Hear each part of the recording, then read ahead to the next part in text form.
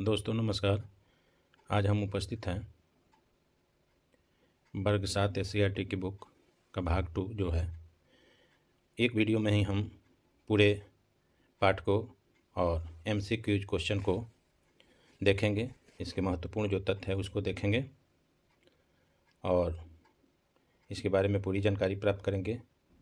यह पाठ्य पुस्तक जो है 7 वर्ग के बच्चों के लिए अति आवश्यक है, अति महत्वपूर्ण है और ख़ासकर वैसे नियोजित शिक्षक जो सक्षमता परीक्षा की तैयारी कर रहे हैं उनके लिए भी यह महत्वपूर्ण है, क्योंकि पिछला प्रश्न जो BPSC TRE 1 और TRE 2 का पूछा गया था वह वर्ग 6 से लेकर 10 तक के विज्ञान, सामाजिक विज्ञान, गणित के प्रश्नों से ही था, तो इसलिए और भी महत्वपूर्ण हो जाता है। तो चलिए आगे देखते हैं।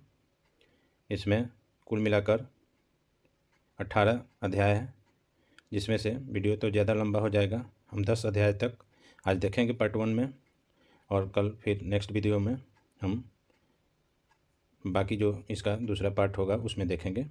तो पहला अध्याय है जल और जंगल। जल जंगल जो है इसका पहला अध्याय है वर्ग 7 के SCERT बुक का।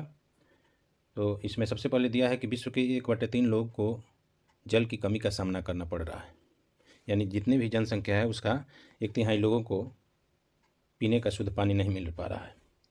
जल की 3 अवस्थाएं होती है। हमारे पृथ्वी पर तीनों अवस्थाओं में जल पाया जाता है।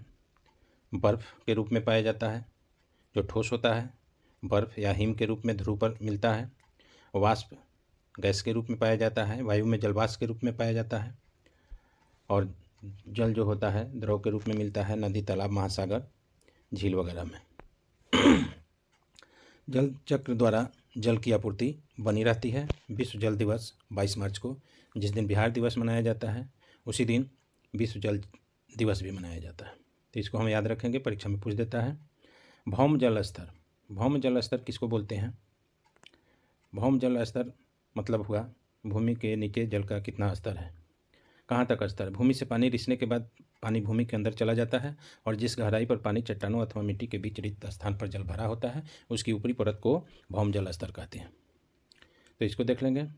भौम जल स्तर पृथ्वी की सतह से 1 मीटर अंदर से लेकर अनेक मीटर की गहराई तक होती है। इस स्तर के नीचे पाए जाने वाला जल भौम जल कहलाता है। ऐसे हम लोग देखते हैं ग्रामीण क्षेत्रों में या शहरी क्षेत्रों में भी चापाकल हम लोग हलाना होता है तो कहीं कहीं 20 फुट पर भी पानी आ जाता है, कहीं 10 फीट पर भी आ जाता है, कहीं कहीं 100 फीट से भी ज़्यादा नीचे जाने पर पानी प्राप्त होता है। तो इस प्रकार इसका स्तर ऊपर नीचे कम या ज़्यादा होते रहता है। जल भर। भौम जल स्तर के नीचे मृदा अथवा कठोर चट्टानी की परतों के बीच जो जल जमा होता है उस भंडार को जल भर कहते हैं। यहाँ दिया हुआ है भौम जल, जल भर तथा भौम जल स्तर, तीनों को इसमें चित्र में दिखाया गया है। बिहार में अत्यधिक वर्षा और अत्यधिक बाढ़ उत्तरी बिहार में आता है। वाल्मीकि राष्ट्रीय उद्यान एवं अभयारण्य पश्चिमी चंपारण में है। बाघ संरक्षण के लिए आरक्षित वन क्षेत्र है वाल्मीकि राष्ट्रीय उद्यान। यह परीक्षा में पूछता है। वैशाली बरेला अभयारण्य है। मुंगेर में भीम बांध अभयारण्य है। गया में गौतम बुद्ध अभयारण्य है। रोहतास कैमूर अभयारण्य है।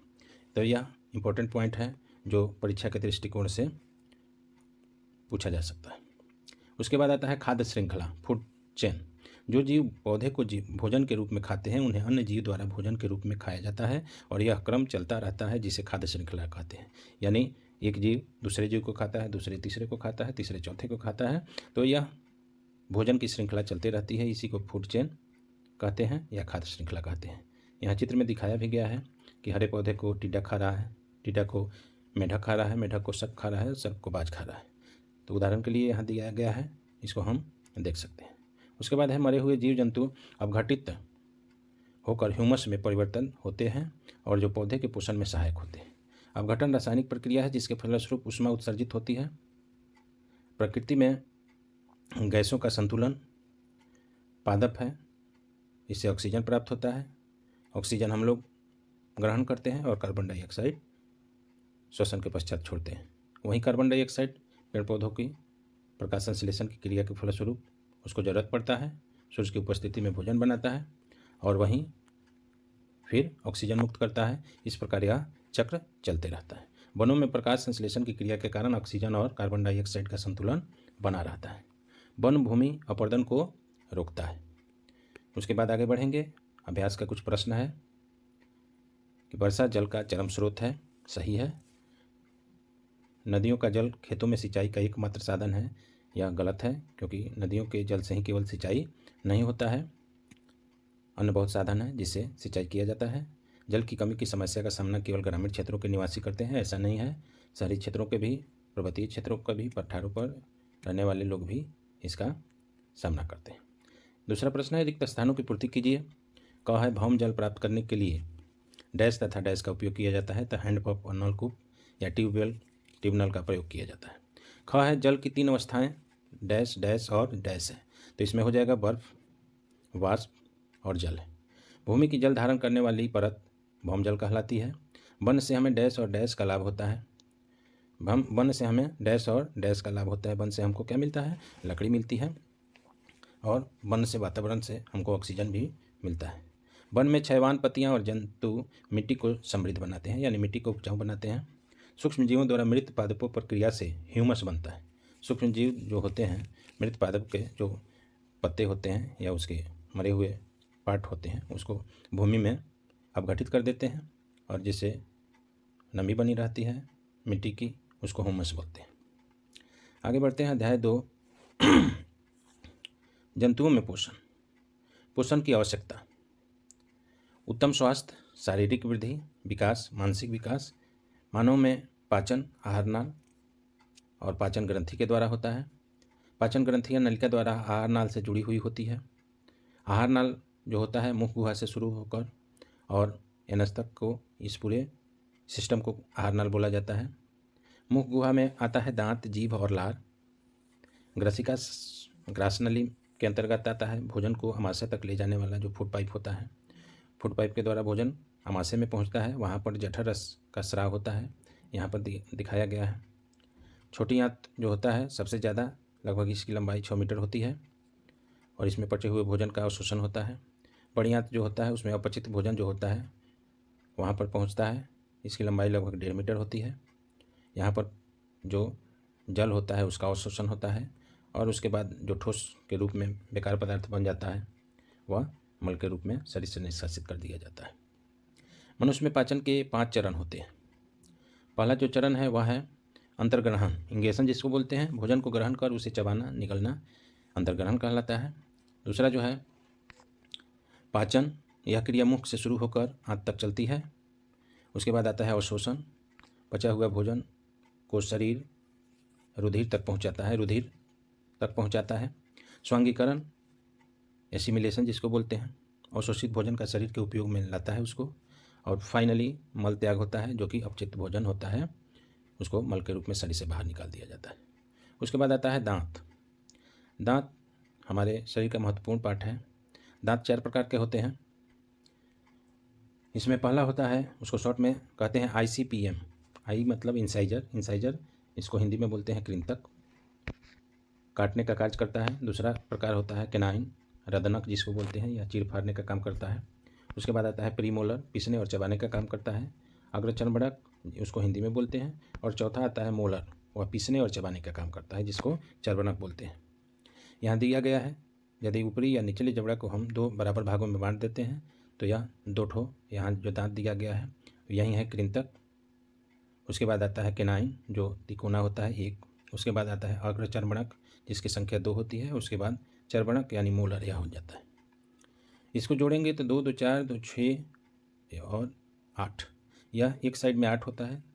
तो एक जबड़ा में एक साइड में 8, तो दोनों जबड़ा में हो गया 8 दूना 16, यानी निचला भाग में 16 और ऊपला भाग में 16। तो इस प्रकार दांतों की कुल संख्या हो जाती है 16 दूना 32, यानी 4 बराबर भागों में बांटते हैं तो उसमें जो भी आता है उसमें 4 से गुना कर देंगे। जैसे यहाँ पे इंसाइजर है, इंसाइजर यहाँ पे है तो इसमें 4 से गुना कर देंगे, इसमें 4 से गुना कर देंगे, इसमें 4 से गुना कर देंगे, इसमें 4 से गुना कर देंगे।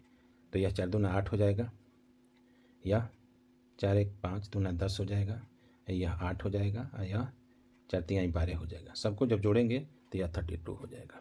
यानी जितना भी होता है एक पार्ट में उसमें 4 से गुना कर देंगे, यह टोटल दांत हो जाएगा। उसके बाद आता है दूध के दांत 20 होते हैं, 8 वर्ष तक जो गिर जाते हैं। उसके बाद जो भी दांत निकलते हैं वो परमानेंट दांत कहलाते हैं। दांतों की ऊपरी सतह को इनामेल कहते हैं।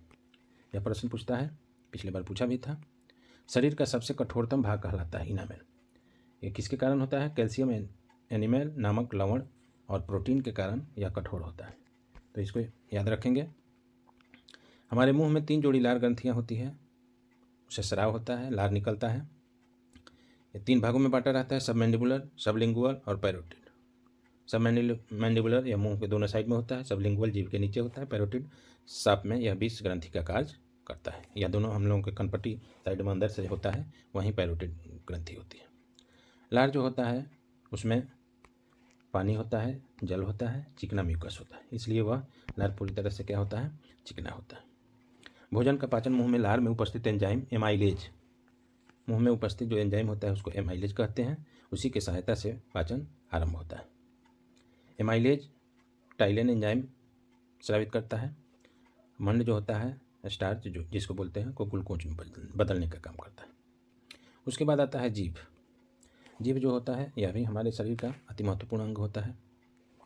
जीभ एक पेशी अंग है, जीभ एक पेशी अंग है, यहाँ मिसप्रिंट हो गया है, यहाँ जीभ होना चाहिए, यहाँ जीभ हो गया है। जीभ एक पेशी अंग है।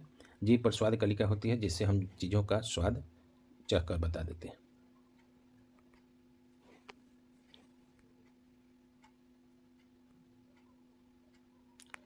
तो ठीक है, जीभ जो होता है उसको 4 भागों में बांटा जाता है। अगला भाग जो कि मीठा, पिछला भाग जो कि कड़वा और पार्श्व भाग नमकीन और खट्टा, बीच का भाग स्वादहीन होता है, यह चखने का काम करता है। उसके बाद आता है गर्सिका या ग्रास नली, मुंह गुहा को अमाशय से जो जोड़ता है, इसमें वायु और भोजन का मार्ग एक ही होता है, यह ग्रास नली होती है। ग्रसिका में जाने वाली भोजन श्वास नली में इसलिए नहीं जाती क्योंकि श्वास नली के अंदर एक मांसल संरचना होती है जिसे एपिग्लोटिस बोलते हैं। यहाँ हमारे गर्दन में होता है अंदर की तरफ। जब हमारा भोजन ग्रास नली से गुजरता है तो एपिग्लोटिस श्वास नली को ढक देती है जिससे भोजन अमाशय में चला जाता है। यानी दोनों जो फूड पाइप और एयर पाइप होता है उसके ऊपर एक ही ढक्कन होता है। जब भोजन जाना होता है तो वह खुल जाता है, श्वास नली पर ढक लेता है, और जब श्वास लेते हैं तो वह खुल जाता है और भोजन नली को ढक लेता है। यह एपिग्लोटिस कहलाता है और यह क्रिया चलती रहती है। उसके बाद आते हैं अमाशय। अमाशय जो होता है स्टोमक जिसको बोलते हैं, यह आहार नल का सबसे चौड़ा भाग होता है। संरचना थैलीनुमा होता है, आकृति यू आकार का होता है। इससे स्रावित होने वाले जो होते हैं पदार्थ जठर रस कहलाते हैं। यहाँ पर रचना दिखाया गया है। अमाशय, छोटी आंत, बड़ी आंत, अपेंडिक्स इत्यादि को दिखाया गया है। जठर रस से 3 एंजाइम मिलते हैं। पहला है HCl, यह भोजन को अम्लीय बनाता है, भोजन में उपलब्ध जीवाणुओं को मारता है, एंजाइम की क्रिया तेज करता है। यानी HCl जो होता है हाइड्रोक्लोरिक हमारे अमाशय में पाया जाता है। यह अति महत्वपूर्ण है हमारे स्टोमक के लिए। यह भोजन में उपस्थित जो जीवाणु होता है उसको मारने का काम करता है और एंजाइम की क्रिया को तेज कर देता है जिसके कारण भोजन तेज़ी से पचता है। उसके बाद आता है पेप्सिन। पेप्सिन जो होता है प्रोटीन को पेप्टोज में बदलता है और रेनिन जो होता है दूध को पचाने में सहायक होता है। उसके बाद आते हैं अमाशय से भोजन कायम के रूप में छोटी आंत में पहुंचता है। जो अमाशय में भोजन पच के लेही के समान रचना हो जाता है उसको बोलते हैं कायम। यह प्रश्न पूछता है कि लेही के समान जो रचना हो जाता है उसको क्या बोलते हैं, तो उसको बोलते हैं कायम बोलते हैं। छोटी आंत है आहार नल का सबसे लंबा भाग जिसकी लंबाई 6 से 7 मीटर होती है। इसका कार्य जो होता है पचे हुए भोजन का अवशोषण करना होता है। भोजन का सबसे ज़्यादा पाचन यहीं होता है। छोटी आंत का 3 भाग होता है, ड्यूडेनम, जेजुनम और इलियम। यहाँ छोटी आंत यहाँ से शुरू हो जाता है अमाशय से। इसके फर्स्ट पार्ट को बोलते हैं ड्यूडेनम, उसके बाद जेजुनम कहलाता है और यहाँ से अपेंडिक्स जहाँ पे है यहाँ से इलियम शुरू हो जाता है। ड्यूडेनम क्या होता है? ड्यूडेनम छोटी आंत का ऊपरी भाग है। यहाँ यकृत से पीत रस, यकृत से पीत रस, अग्नाशय से अग्नाशयी रस और छोटी आंत की दीवारों से आंत रस स्रावित होकर आता है। ड्यूडेनम नहीं आता है। यह 3 जो होता है यकृत से पीत रस आता है। पूछता है परीक्षा में कि यकृत से कौन सा पदार्थ निकलता है, तो पीत रस हो जाएगा। अग्नाशय से अग्नाशयी रस और छोटी आंत की दीवारों से आंत रस निकलता है। उसके बाद आता है अग्नाशय रस जो होता है इसको LAT यानी लाइपेज, एमाइलेज और ट्रिप्सिन इस नाम से जानते हैं। लाइपेज जो होता है वसा का पाचन करता है। लाइपेज जो होता है वसा का पाचन करता है। एमाइलेज जो होता है मंड का पाचन करता है। ट्रिप्सिन जो होता है प्रोटीन का पाचन करता है। यह परीक्षा में पूछता है, यह भी आई है, इसको देख लेंगे। अग्नाशय ग्रंथि, यह जो पेंक्रियाज ग्लैंड है यह हल्के पीले रंग की ग्रंथि है। इसकी स्थिति अमाशय के ठीक नीचे होता है। यह शरीर की दूसरी सबसे बड़ी ग्रंथि है। फर्स्ट जो ग्रंथि होती है वह क्या होता है, लीवर, और शरीर की दूसरी सबसे बड़ी ग्रंथि यानी लीवर के बाद इसका स्थान आता है अंतःस्रावी ग्रंथि और बाह्यस्रावी ग्रंथि है। यह अमाशय रस का स्राव करती है। उसके बाद आते हैं अग्नाशय में लैंगरहंस में उपस्थित पीटा कोशिका में इंसुलिन निकलता है। इंसुलिन के अल्प स्राव से मधुमेह नामक बीमारी होती है। इंसुलिन के अति स्राव से भी मधुमेह नामक बीमारी होती है, लेकिन हाइपोग्लाइसेमिया होता है, यानी इसमें शुगर लेवल बढ़ जाता है। हाइपरग्लाइसेमिया और हाइपोग्लाइसेमिया होता है। इंसुलिन का जब अल्प स्राव होगा तब भी मधुमेह हो जाएगा, यानी जो रक्त होगा उसमें ज़्यादा मात्रा हो जाएगा, शुगर लेवल बढ़ जाएगा। और जब ज़्यादा स्राव होगा तो वह क्या करेगा, शुगर लेवल घटा देगा। तो इसमें शरीर का शुगर लेवल कम हो जाएगा, वह भी हानिकारक है, बढ़ा होगा वह भी हानिकारक होगा। यकृत ग्रंथि, यह सबसे बड़ी ग्रंथि है। इसका वजन 1.5 किलो से 2 किलो होता है। रंग गाढ़ा भूरा लाल होता है। स्थिति अमाशय के ऊपरी भाग में दाहिनी ओर होता है, हमारे दाहिने चेस्ट साइड में यह होता है। इससे स्राव जो होता है वह पित्तरस होता है। पित्तरस जाके पित्ताशय में जमा होता है। पित्ताशय को ही गॉल ब्लैडर बोलते हैं। पित्तरस लीवर से निकलता है लेकिन जमा होता है पित्ताशय में, इसको ध्यान में रखेंगे। पित्तरस यह हल्के पीले रंग का क्षारीय द्रव है। पित्तरस पित्ताशय से स्रावित होता है। सॉरी, यहाँ पर मिसप्रिंट हो गया है। पित्तरस जो होता है लीवर से स्रावित होता है, पित्ताशय में जाकर जमा होता है। आकार नाशपाती से ऐसा होता है, वसा के पाचन में सहायक होता है या भोजन को क्षारीय बना देता है। यकृत ग्रंथि जो होता है लिवर ग्लैंड, यह हमारे शरीर का सबसे महत्वपूर्ण अंग है, सबसे बड़ी ग्रंथि भी है। विषैला अमोनिया को यूरिया में बदलता है। प्रोटीन की अधिकतम मात्रा को कार्बोहाइड्रेट में बदलता है। भोजन में वसा की कमी होने पर कार्बोहाइड्रेट को वसा में बदलता है। फाइब्रिनोजन और प्रोथ्रोम्बिन का स्राव करती है, जो रक्त को थका बनने में सहायक होता है। हिपेरिन प्रोटीन का स्राव करता है। हिपेरिन जो एंटीकोगुलेंट है, नेचुरल एंटीकोगुलेंट इसको बोलते हैं, जो रक्त के थक्का होने से रोकता है, शरीर के अंदर में रक्त को जमने नहीं देता है, उस पदार्थ को हिपेरिन बोलते हैं। यह हमारे रक्त में पाया जाता है। यह कहाँ से स्रावित होता है, यकृत से ही स्रावित होता है। उसके बाद आता है छोटी आंत की दीवारों से प्राप्त स्राव। छोटी आंत की दीवारों से भी कुछ पदार्थ स्रावित होते हैं। छोटी आंत की दीवारों से स्रावित आंतररस आंशिक रूप से पचे हुए भोजन को पूर्ण रूप से पचा देता है, यानी कि जो बचा हुआ रहता है उसका पाचन कम हुआ रहता है, उसको यह पचाने का काम करता है। यह क्या करता है, कार्बोहाइड्रेट जो होता है सरल सर्कल ग्लूकोज में बदलता है। प्रोटीन जो होता है एमिनो अम्ल में बदलता है। वसा ग्लिसरॉल में बदलता है। छोटी आंत की दीवारों पर अंगुली में उभरी हुई रचना होती है, जिसे दीर्घरोम या विलाई कहते हैं। छोटी आंत जो होता है यह विलाई है, यहाँ दिखाया गया है। यह छोटी आंत का जब सेक्शन काटेंगे तो यह उंगली जैसा प्रवर्त दिखाई देगा, यह विलाई कहलाता है। यहीं पचे हुए भोजन को अवशोषित करता है और वहीं रक्त निकाय में लेकर चला जाता है। पोषक तत्व खून बन जाता है। रसांकुल व विलाई पचे हुए भोजन का अवशोषण करता है, इसको ध्यान में रखेंगे। वह भोजन जो नहीं पचता है उसका अवशोषण नहीं हो पाता है और वह भोजन बड़ी आंत में चला जाता है। अब बड़ी आंत है, बड़ी आंत की लंबाई 1.5 मीटर लगभग होती है। बड़ी आंत छोटी आंत की तुलना में लंबाई में छोटी और चौड़ाई में मोटी होती है। अपचित भोजन से जल और लवण को शोषण कर शेष भोजन को गुदा द्वारा मल के रूप में बाहर निकाल देता है, जिसे उत्सर्जन कहते हैं। आगे बढ़ते हैं। अवशोषण एब्जॉर्प्शन जिसको बोलते हैं, बचे भोजन का रुधिर में पहुंचना अवशोषण कहलाता है। स्वांगीकरण एसिमिलेशन, अवशोषित भोजन का शरीर के उपयोग में लाना स्वांगीकरण कहलाता है। उसके बाद है मल त्याग, अपचित भोजन को गुदा द्वारा बाहर निकालना उत्सर्जन कहलाता है या मल त्याग कहलाता है। ORS का फुल फॉर्म होता है oral rehydration solution. Oral rehydration solution, dehydration जब हो जाता है यानी हमारे शरीर से जल की मात्रा जब निकल जाती है उसको डिहाइड्रेशन बोलते हैं। उसको मेंटेन करने के लिए ORS दिया जाता है, उसके जस्ट अपोजिट रिहाइड्रेशन। इसी से इसका नाम पड़ गया ओरल रिहाइड्रेशन सॉल्यूशन, यानी मुख से दिया जाने वाला जीवन रक्षक घोल। इसे जीवन रक्षक घोल भी कहते हैं। इसका उपयोग शरीर में पानी कमी होने पर किया जाता है या बार बार दस्त होने पर किया जाता है। उसके बाद आता है घास चरने वाले जंतुओं में पाचन। घास चरने वाले जंतु जैसे मवेशी होते हैं, उनमें पाचन कैसे होता है। घास में प्रचुर मात्रा में सेलुलोज होता है, यह एक प्रकार का कार्बोहाइड्रेट है। सेलुलोज भी कार्बोहाइड्रेट है। जंतुओं का आमाशय 4 भागों में बटा रहता है। सबसे बड़ा जो होता है उसको बोलते हैं रुमेन, यहाँ जो दिया गया है यही है। जंतु द्वारा निकला हुआ घास का यहाँ आंशिक पाचन होता है जिसे जुगाल कहते हैं। निकले हुए भोजन को पुनः मुंह में लाकर चबाने की प्रक्रिया जुगाली कहते हैं। जुगाली करने वाले जानवर को रुमिनेंट कहा जाता है। वह जंतु जो जुगाली करते हैं, खाते समय चबाते नहीं हैं, खाने के बाद उसको बैठकर या खड़े होकर उसको मुंह चलाते हैं, उसी को जुगाली बोलते हैं। अमाशय से भोजन छोटी आंत में फिर बड़ी आंत में चला जाता है। अंधनाल उसके बाद होता है। अंधनाल पशु में उपस्थित होता है। छोटी आंत बड़ी आंत के मध्य में यह होता है। इसमें जीवाणु होता है जो सेलुलोज को पचाने में सहायक होता है। अंधनाल भी एक महत्वपूर्ण अंग है। इसमें जीवाणु होता है जो खाद्य पदार्थ होता है जिसमें सेलुलोज की प्रचुर मात्रा होती है, उसको पचाने के काम में होता है। मनुष्य में भी अंधनाल होता है, लेकिन इसमें जीवाणु नहीं होता है, इसलिए मनुष्य सेलुलोज को नहीं पचा पाता और यह सेलुलोज मनुष्य में रेशेदार पदार्थ के रूप में रह जाता है। अमीबा में पोषण। अमीबा का स्रोत जल स्रोत, तालाब, झील, नम मिट्टी है। यह एक कोशिकीय जंतु है। यह प्रोटोजोआ वर्ग के अंतर्गत आता है। बाद में अगले क्लास में देखा जाएगा इसको।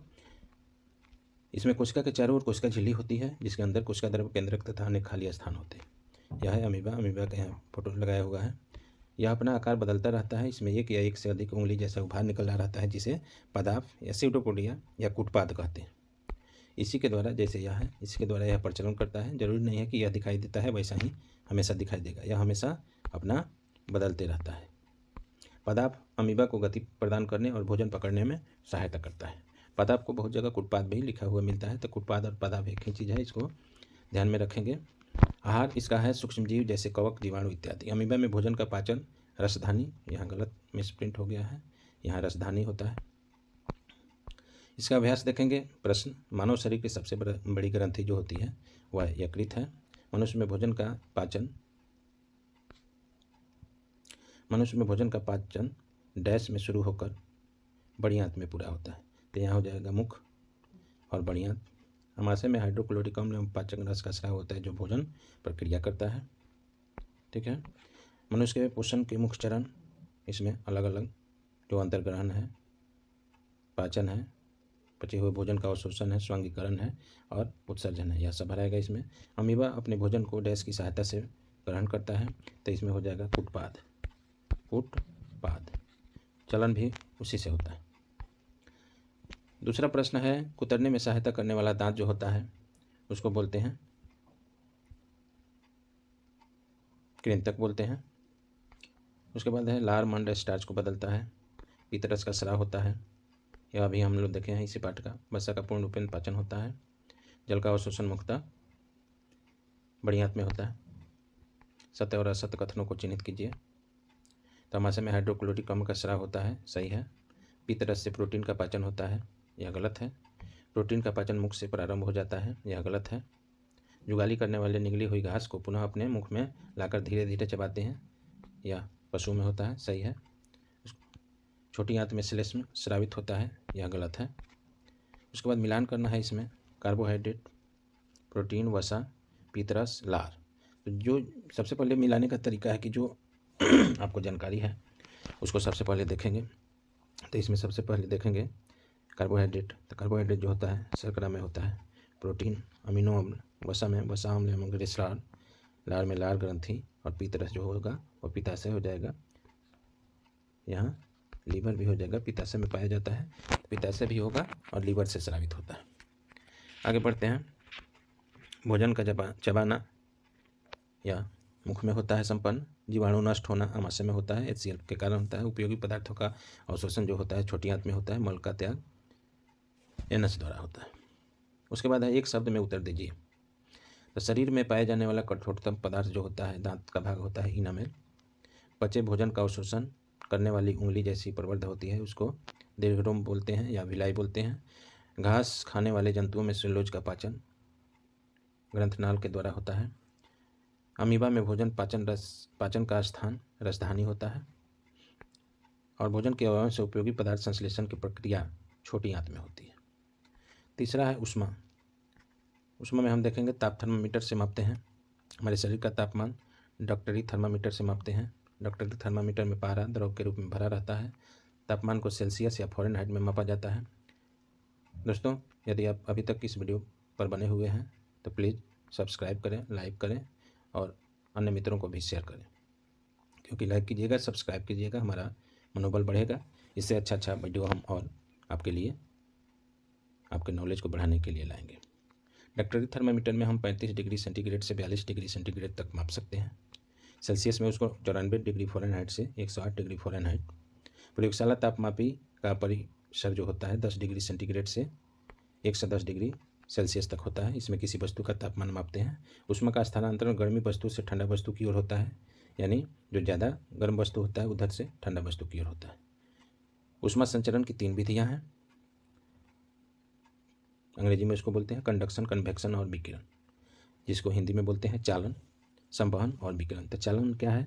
इसमें ऊष्मा का संचारण एक कण से दूसरे कण के आपस में संपर्क से आगे बढ़ती है, जैसे ठोस धातु और पारा।